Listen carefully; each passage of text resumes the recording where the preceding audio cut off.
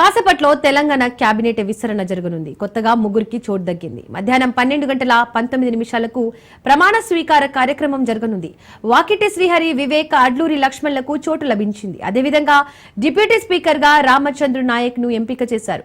మాల సామాజిక వర్గం నుండి వివేక్ ను, ముదిరాజు సామాజిక వర్గం నుండి శ్రీహరికి, మాదిగ సామాజిక వర్గం నుండి అడ్లూరి లక్ష్మణ్ కు కేబినెట్ లో అవకాశం కల్పించారు. విస్తరణలో సామాజిక న్యాయాన్ని పరిగణలోకి తీసుకుని ఎస్సీ ఎస్టీ బీసీలకు మాత్రమే ప్రాధాన్యం ఇవ్వాలని అధిష్టానం నిర్ణయం తీసుకున్నట్లు తెలుస్తోంది.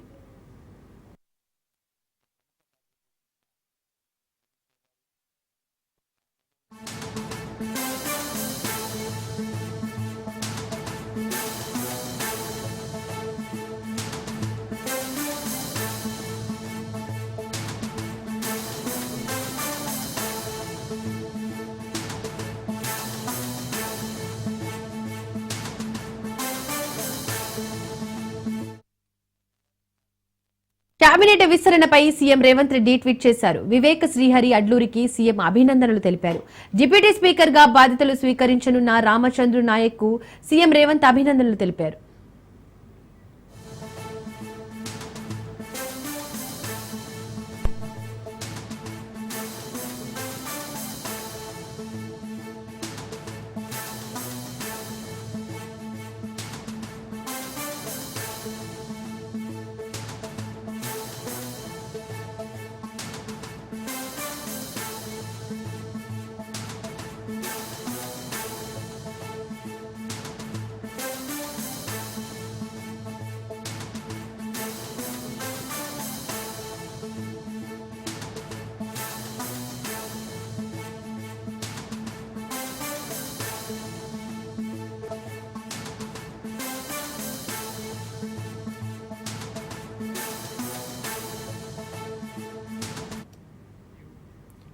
కాగా మంత్రివర్గ విస్తరణలో సుదర్శన్ రెడ్డి, కొమిటిరెడ్డి రాజగోపాల్ రెడ్డిల పేర్లు మొదటి నుండి వినిపించినా ప్రస్తుతానికి ఎస్సీ బీసీలకు మాత్రమే అవకాశం ఇవ్వాలని అధిష్టానం నిర్ణయించినట్లు తెలిసింది.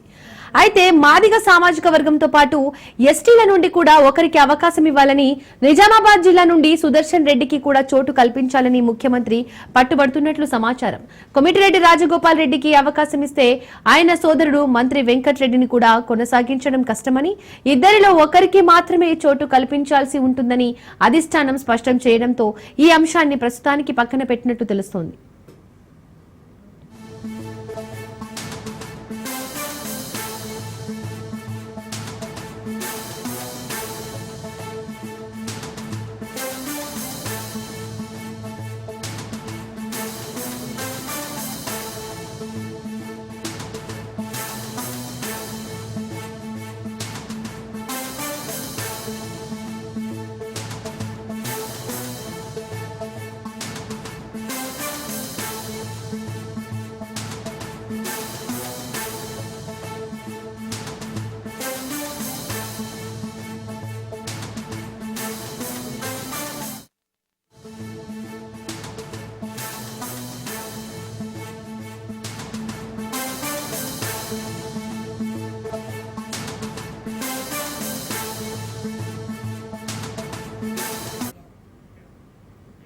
కాసేపట్లో తెలంగాణ కేబినెట్ విస్తరణ జరగనుంది. కొత్తగా ముగ్గురికి చోటు దక్కింది. మధ్యాహ్నం 12:19 ప్రమాణ స్వీకార కార్యక్రమం జరగనుంది. ఇక ఈ అంశానికి సంబంధించి పూర్తి అప్డేట్స్ మా ప్రతినిధి రాజ్ భవన్ నుంచి అందిస్తారు. రాజు, కొత్త మంత్రుల రియాక్షన్స్ ఏ విధంగా ఉన్నాయి? పార్టీలో ఏం జరుగుతుంది?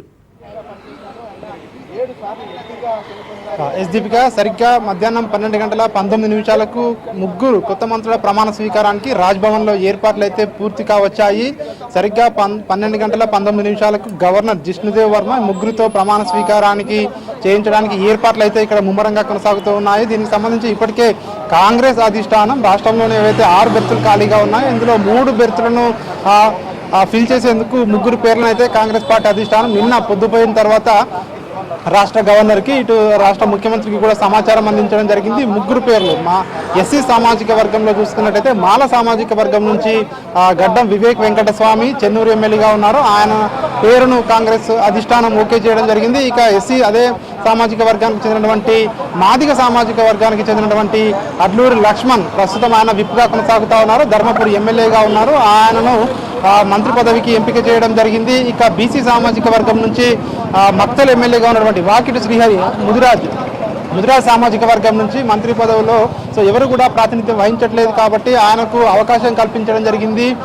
ఈసారి కేవలం ఎస్సీ బీసీలకు మాత్రమే ఈసారి మంత్రివర్గ విస్తరణలో అవకాశం కల్పించడం జరిగింది. దీనికి సంబంధించి సుదీర్ఘ కసరత్తు చేసిన తర్వాత ముగ్గురి పేర్లను ఫైనల్ చేసినట్టుగా కూడా తెలుస్తూ ఉంది. ఇప్పటికే దీనికి సంబంధించి ఏడాదిన్నరగా కూడా పోస్ట్ పోన్ అవుతూ వస్తూ ఉంది. పలుమార్లు వాయిదా పడుతూ వచ్చినటువంటి యొక్క మంత్రివర్గ విస్తరణ ఎట్టకేలకు ముగ్గురు పేర్లతో కూడినటువంటి జాబితాను ఏఐసిసి రాష్ట్రానికి పంపించడం జరిగింది. ఈ ముగ్గురు పేర్లను కూడా ఒకసారి మనం చూసినట్టయితే ఈ ముగ్గురు కూడా తొలిసారి ఎమ్మెల్యేగా గెలిచిన వారే ఉన్నారు. ఇందులో గడ్డం వివేక్ వెంకటస్వామి గతంలో ఎంపీగా పనిచేయడం జరిగింది. ఆయన తెలంగాణ ఉద్యమంలో కూడా పనిచేశారు. క్రియాశీలకంగా ఉన్నటువంటి గడ్డం వివేక్ వెంకటస్వామిని కాంగ్రెస్ పార్టీ అధిష్టానం మంత్రి పదవికి ఎంపిక చేయడం జరిగింది. ఇక బీసీ సామాజిక వర్గంలో ఎవరైతే ఇప్పటికే బీసీ కులగణన కావచ్చు, అదేవిధంగా ఇటు ఎస్సీకి సంబంధించినటువంటి వర్గీకరణ విషయంలో కాంగ్రెస్ పార్టీ ఇప్పటికే ముందడుగు వేసింది కాబట్టి దీనికి సంబంధించి ఈసారి ఇటు ఎస్సీలకు అదేవిధంగా బీసీకి ప్రాతినిధ్యం కల్పించే విధంగా కూడా నిర్ణయం తీసుకున్నట్టుగా కూడా తెలుస్తూ ఉంది. దీనికి సంబంధించి ఇప్పటికే రాహుల్ గాంధీ దేశవ్యాప్తంగా కూడా ఏదైతే కులగణన చేపట్టాలని గత కొన్ని రోజులుగా కూడా కొన్ని నెలలుగా కూడా డిమాండ్ చేస్తూ వస్తా ఉన్నారో దీనికి సంబంధించి ఎవరైతే సమాజంలో ఎంత ఉన్నారో అంత వాటా అనే నినాదం తీసుకున్నారు కాబట్టి దానికి సంబంధించి ఈ నేపథ్యంలోనే ఈ ముగ్గురికి కూడా అవకాశం కల్పించినట్టుగా కూడా మనకు తెలుస్తూ ఉంది. అదేవిధంగా ఇటు రామచంద్ర నాయక్ డిప్యూటీ స్పీకర్ పదవి ఇప్పటికే ప్రకటించడం జరిగింది. దీనికి సంబంధించి ఆయన ఎస్టీ సామాజిక వర్గం నుంచి డోర్నకల్ ఎమ్మెల్యేగా కొనసాగుతూ ఉన్నారు.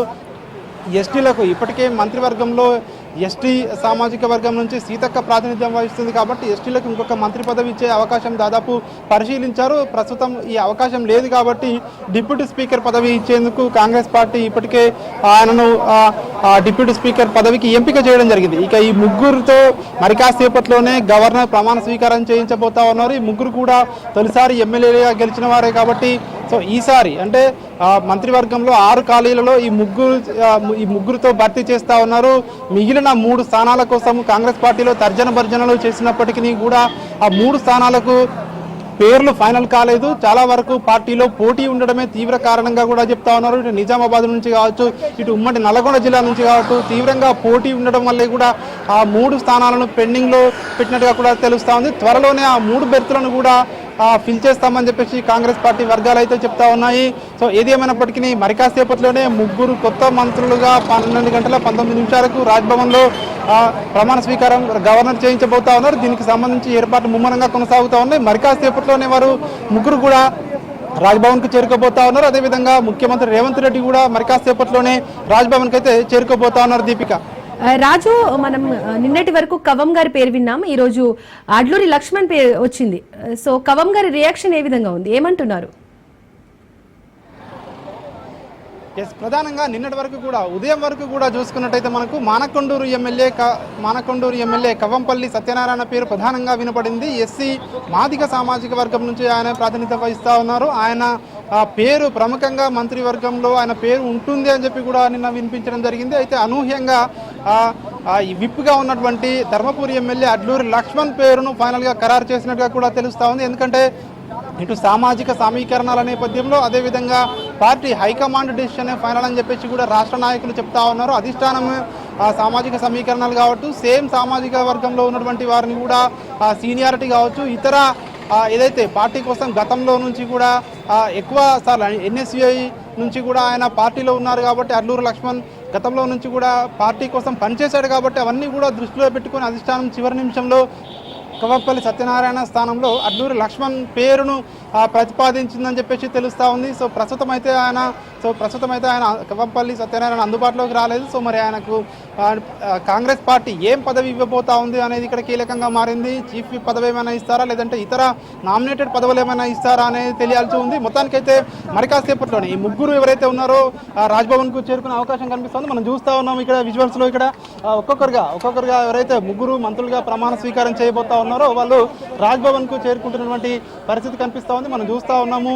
విజువల్స్లో ఇక్కడ ఎవరైతే ముగ్గురు పేర్లను ప్రతిపాదించడం జరిగిందో వాళ్ళు ఒక్కొక్కరుగా చేరుకుంటున్నటువంటి పరిస్థితి మనకు కనిపిస్తూ ఉంది. దీనికి సంబంధించి ఇప్పటికే రాజ్భవన్లో ఏర్పాట్లు అయితే పూర్తి కావచ్చు. అదేవిధంగా వీరితో పాటు కొంతమంది మంత్రులు కూడా ఈ యొక్క ప్రమాణ స్వీకారానికి హాజరయ్యే అవకాశం కనిపిస్తోంది. మరి కాసేపట్లోనే సీఎం రేవంత్ రెడ్డి కూడా రాజ్భవన్కు చేరుకోబోతా ఉన్నారు. దీనికి సంబంధించి ఇప్పటికే సుదీర్ఘ కసరత్తు తర్వాత దాదాపు ఏడాదిన్నరగా కూడా ఖాళీగా ఉన్నటువంటి మంత్రివర్గ విస్తరణలో 6 బెర్తులు ఖాళీగా ఉన్నప్పటికీ సుదీర్ఘ కసరత్తు తర్వాత భేటీల తర్వాత వాయిదాలు పడుతూ వచ్చినటువంటి మంత్రివర్గ విస్తరణ ఈరోజు ఎట్టకేలకు 3 పదవులను ఈరోజు భర్తీ అయితే చేస్తూ ఉన్నారు. దీనికి సంబంధించి ఏర్పాట్లు అయితే చేస్తూ ఉన్నాయి. మరొక వైపు ఇటు జిల్లాల వారీగా ఉమ్మడి జిల్లాల వారీగా ప్రాతినిధ్యం లేని జిల్లాలకు మంత్రి పదవి కల్పించాలని చెప్పి కూడా ఇప్పటికే పెద్ద ఎత్తున డిమాండ్లు అయితే వస్తూ ఉన్నాయి. ఇటు ఇప్పటికే దీనికి సంబంధించి అధిష్టాన పెద్దలను కూడా ఇటు ఎమ్మెల్యేలు కలవడం జరిగింది, ఢిల్లీకి వెళ్ళి కలవడం జరిగింది. రాష్ట్ర నాయకులకు అదేవిధంగా పిసిసి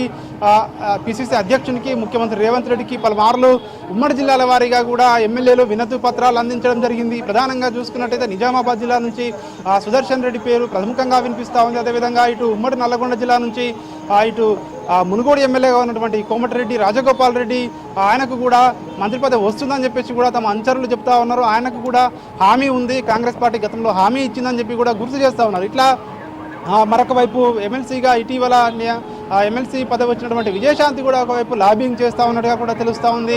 మిగిలిన 3 మంత్రి పదవుల కోసం కూడా అంటే తీవ్రంగా ఏదైతే కాంగ్రెస్ పార్టీ అధిష్టానంపై కావచ్చు, ఇటు రాష్ట్ర నేతలపై కావచ్చు మంత్రి పదవుల కోసం తీవ్ర స్థాయిలో ఒత్తిడి ఉన్న నేపథ్యంలోనే ప్రస్తుతానికైతే కేవలం 3 స్థానాలను భర్తీ చేస్తూ ఉన్నారు. మిగిలిన 3 స్థానాల్లో ఆ యొక్క చర్చలు కొలిక్కి రాలేదు కాబట్టే 3 స్థానాలను పెండింగ్లో పెట్టినట్టుగా కూడా తెలుస్తూ ఉంది. త్వరలోనే ఆ 3 స్థానాలను కూడా భర్తీ చేసేందుకైతే కాంగ్రెస్ పార్టీ ఢిల్లీ లెవెల్లో కూడా ఇప్పటికే దానికి సంబంధించి కసరత్తు చేస్తూ ఉన్నట్టుగా కూడా తెలుస్తూ ఉంది. త్వరలోనే ఈ 3 స్థానాలకు సంబంధించి కూడా ఇప్పటికే భర్తీ చేసేందుకు కసరత్తు అయితే చేస్తూ ఉంది. సో మనం చూస్తూ ఉన్నాము. సో దీనికి సంబంధించి ఈ రోజు అయితే 3 స్థానాలకు గాను 12 గంటల 19 నిమిషాలకు ఈ 3 స్థానాలకు ప్రమాణీకరణ చేయించేందుకు రాజ్భవన్లో ఏర్పాట్లు అయితే చకచకా సాగుతూ వస్తూ ఉన్నాయి. గవర్నర్ జిష్ణుదేవ్ 12 గంటల 19 నిమిషాలకి ముగ్గురు వివేక్ వెంకటస్వామి, వాకిటి శ్రీహరి, అడ్లూరు లక్ష్మణ్లతో మంత్రులుగా ప్రమాణ స్వీకారం చేస్తూ ఉన్నారు. ప్రమాణ స్వీకారం చేసిన తర్వాత దాదాపు ఈ రోజు మ్యాక్సిమం పోర్ట్ఫోలియో ఖరారు చేసే అవకాశం ఉన్నట్టుగా కూడా మనకు తెలుస్తూ ఉంది. రాజు, అలాగే కొత్త మంత్రులు కానీ మంత్రి పదవి ఆశించి రాని నాయకులు ఏమంటున్నారు? అందరూ కలిసే ఉన్నారా? ఇప్పటి వరకు అయితే చాలా మంది కూడా మంత్రి పదవులు అయితే ఆశించడం జరిగింది. ఎందుకంటే కాంగ్రెస్ పార్టీలో గత పార్టీగా చూసుకున్నా కావచ్చు చాలా మంది కూడా మంత్రి పదవుల కోసం అయితే ఆశలు పెట్టుకోవడం జరిగింది. ఇప్పటికే ఢిల్లీ లెవెల్లో కూడా లాబింగ్ కూడా చేయడం జరిగింది. అయితే ఉన్న స్థానాలు ఏవైతే ఖాళీగా ఉన్నాయో ఉన్న బెర్తులు అయితే 6 ఖాళీగా ఉన్నాయి. కానీ పోటీలో మాత్రం డజన్కు పైగా నేతలైతే ఆ పోటీలో ఉండడం జరిగింది. ప్రధానంగా మంత్రి పదవిని ఆశిస్తూ వస్తూ ఉన్నారు. ఇటు సామాజిక వర్గాల వారీగా కావచ్చు, సీనియారిటీ పరంగా కావచ్చు, అదేవిధంగా ఉమ్మడి జిల్లాల వారీగా కావచ్చు, ఇవన్నీ కూడా బేరీజు వేసిన తర్వాత కానీ మంత్రి పదవులు మాత్రం ఇక్కడ బెర్తులు ఖాళీగా ఉండడంతో సో అధిష్టానానికి కూడా ఇది తీవ్రంగా కసరత్తు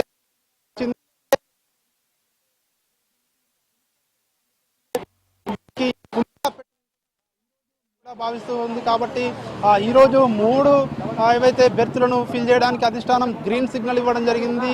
అతి త్వరలోనే 3 స్థానాలకు కూడా ఇటు అభ్యర్థులను ఎవరైతే ఎమ్మెల్యేలు ఉన్నారో సో వారిని ప్రకటించే అవకాశం ఉంది. అయితే ఎవరైతే మంత్రి పదవి ఆశించి మంత్రి పదవి రాలేదో ఖచ్చితంగా వాళ్ళకు మిగిలిన ఏదైతే నామినేటెడ్ పదవులు ఇస్తారని చెప్పి ప్రచారం జరుగుతూ ఉంది. ఎవరైతే తీవ్రంగా చివరి నిమిషం వరకు మంత్రి పదవి వస్తుందని ఆశించి భంగపడ్డ వారు ఉంటారో నామినేటెడ్ పదవులు ఉంటాయని చెప్పి కూడా పార్టీ నేతలు చెప్తున్నట్టుగా మనకు తెలుస్తూ ఉంది. అందుకనే పిసిసి కార్యవర్గంలోని కీలకమైనటువంటి వర్కింగ్ ప్రెసిడెంట్ కావచ్చు, ఇతర పదవులు కావచ్చు, మరొక వైపు ఇటు చీఫ్ విప్ కావచ్చు, ఇతర విప్పులు కావచ్చు, ఇవన్నీ ఖాళీగా ఉన్నాయి. మరొక వైపు కొన్ని కార్పొరేషన్ చైర్మన్లు కూడా ఇంకా కొన్ని ఖాళీగా ఉన్నాయి. సో ఇవన్నీ ఎవరైతే మంత్రి పదవి ఆశించి రాలేదో వాళ్ళందరినీ కూడా సంతృప్తి ముఖ్యమంత్రి రేవంత్ రెడ్డి కావచ్చు, అదేవిధంగా ఇటు పార్టీ పిసిసి కావచ్చు భేటీ అయ్యే అవకాశం కనిపిస్తూ ఉంది.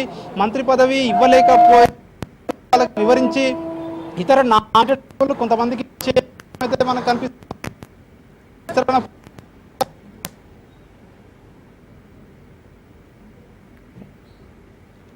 థ్యాంక్ యూ రాజు.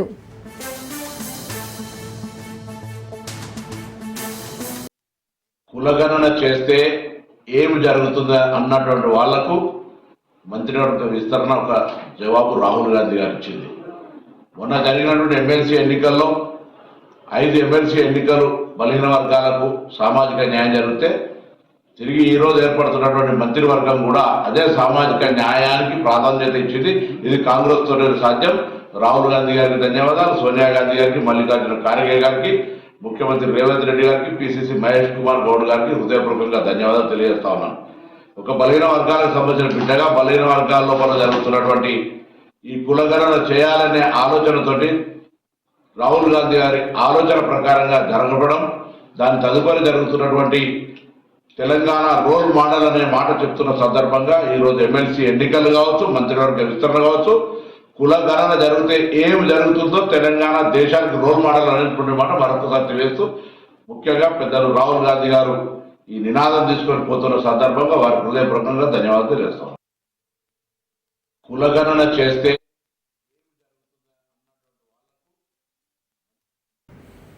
కాసేపట్లో తెలంగాణ కేబినెట్ విస్తరణ జరగనుంది. కొత్తగా 3కి చోటు దక్కింది. మధ్యాహ్నం 12:19 ప్రమాణ స్వీకార కార్యక్రమం జరగనుంది. ఇక ఈ అంశానికి సంబంధించి మరింత అప్డేట్స్ మా ప్రతినిధి రాజు అందిస్తారు. రాజు,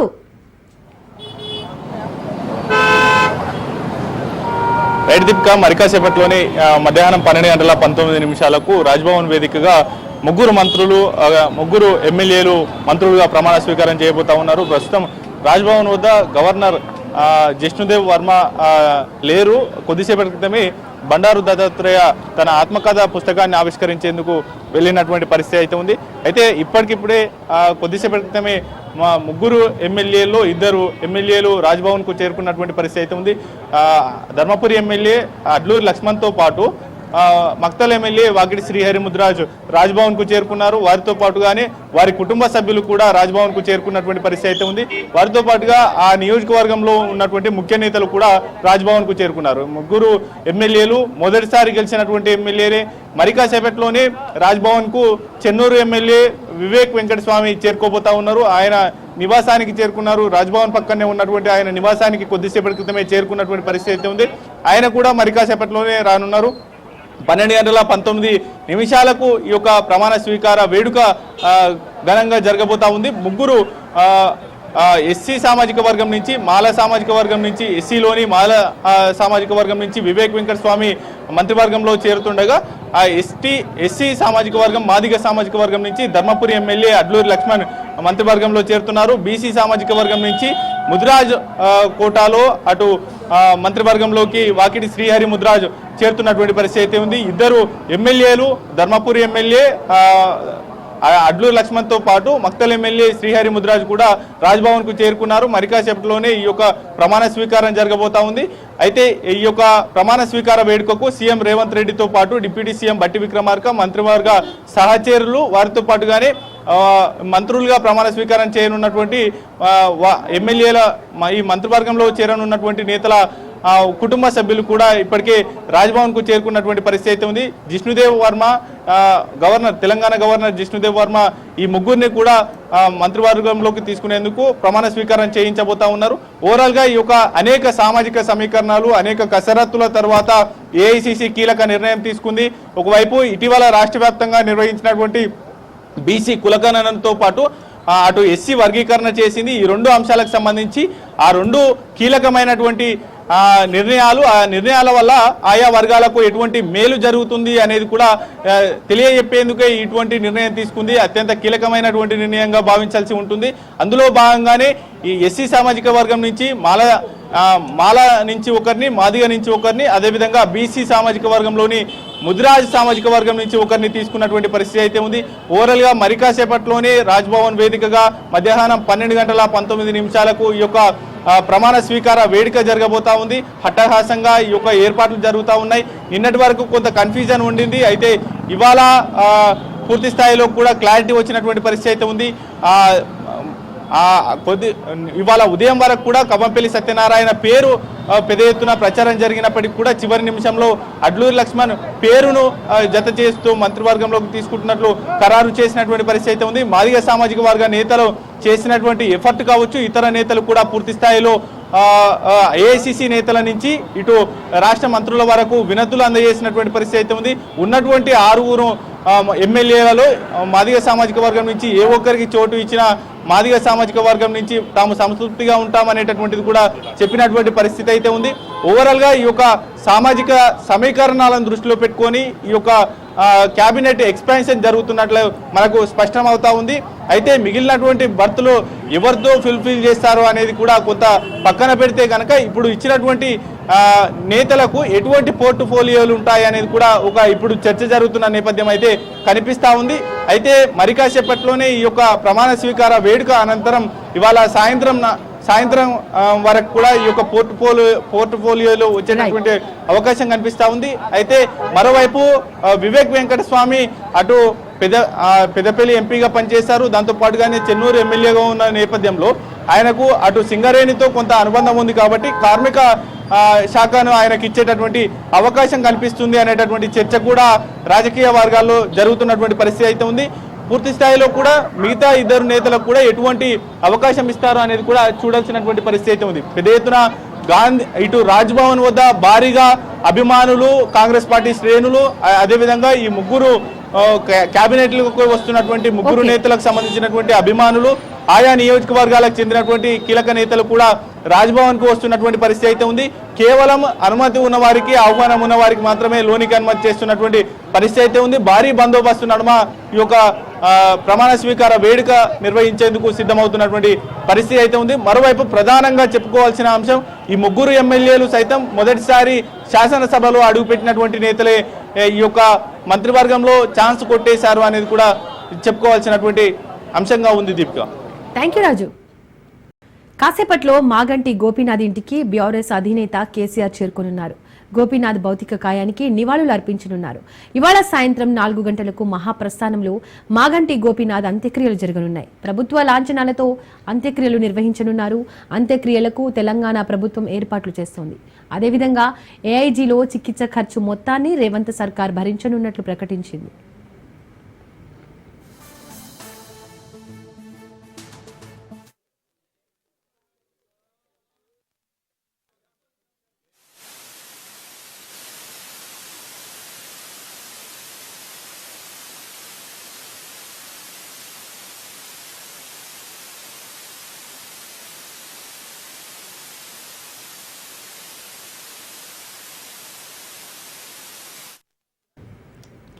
మాగంటి గోపీనాథ్ చివరి చూపు కోసం ఆయన అభిమానులు భారీగా చేరుకుంటున్నారు. బీఆర్ఎస్ కార్యకర్తలు సైతం పెద్ద ఎత్తున తరలి వస్తున్నారు. మాగంటి గోపీనాథ్ మృతి పట్ల బీఆర్ఎస్ అధినేత మాజీ సీఎం కేసీఆర్ సంతాపం వ్యక్తం చేశారు. ఆయన మరణం పార్టీకి తీరని లోటు అని అన్నారు. గోపీనాథ్ ఎంతో కష్టపడి రాజకీయాల్లో అంచెలంచెలుగా ఎదిగారన్నారు. సౌమ్యుడైన ప్రజానేతగా పేరు సంపాదించారన్నారు. మాగంటి కుటుంబం, అభిమానులకు కేసీఆర్ ప్రగాఢ సానుభూతి తెలిపారు.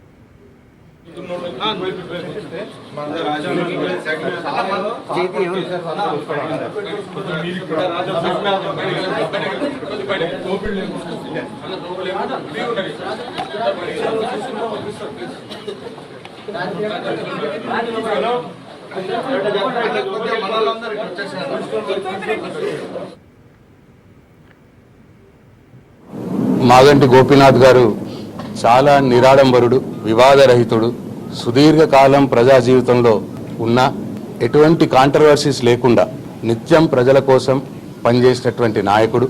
ఆయన స్వర్గీయ ఎన్టీ రామారావు గారితో కలిసి పనిచేసినప్పటి నుంచి కూడా నాకు బాగా మిత్రుడు.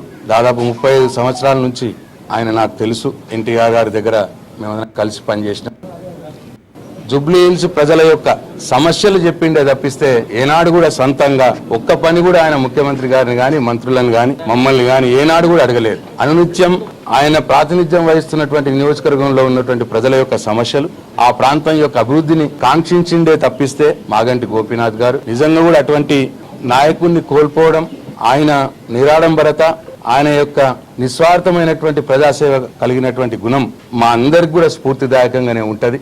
డెఫినెట్ గా బీఆర్ఎస్ పార్టీ వారి కుటుంబానికి అండగా ఉంటది, వెన్నుదన్నుగా ఉంటది. వారు ప్రాతినిధ్యం వహించినటువంటి నియోజకవర్గం, ఆ నియోజకవర్గం యొక్క సమస్యలు తీర్చడానికి బీఆర్ఎస్ పార్టీ పక్షాన మా నాయకుడు కేసీఆర్ గారు, కేటీఆర్ గారి యొక్క ఆధ్వర్యంలో జూబ్లీ హిల్స్ నియోజకవర్గ అభివృద్ధికి పాటు పడతాము అని చెప్పి మనవి చేసుకుంటూ మరొక్కసారి వారి ఆత్మకు భగవంతుడు శాంతిని చేకూర్చాలని, వారి కుటుంబానికి మనోధైర్యం కల్పించాలని, వారి కుటుంబానికి, వారి కార్యకర్తలకు, వారి అనుయాయులకు అందరికి కూడా ముందుకు సాగాలని మరొకసారి మా ప్రగాఢ సానుభూతిని వారి కుటుంబం.